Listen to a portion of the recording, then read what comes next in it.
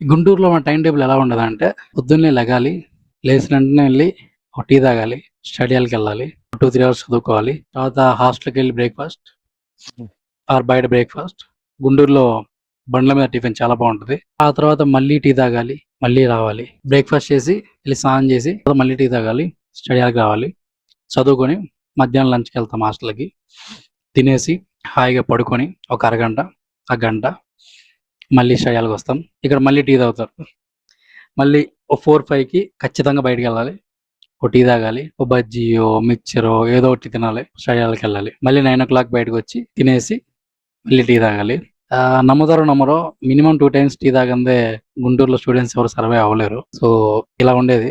And tea కూడా చాలా బాగుండేది. టీ అంటే మామూలు టీ కాదు, మళ్ళీ ఎస్పీటీగా తాగుతాం. మన రాజన టీ స్టాల్, వొడాఫోన్ కి ఆపోజిట్ లో ఒక టీ స్టాల్ ఉంటుంది, అక్కడ క్వాలిటీ టీ స్టాల్, దానికి ఎదురుగా లిమ్రా ఉంటది.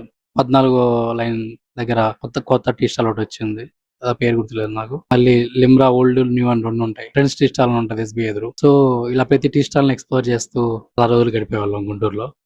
ఆ రోజులు మళ్ళీ ఎప్పటికి రావు. తలుచుకుంటే చాలా హ్యాపీగా ఉంది.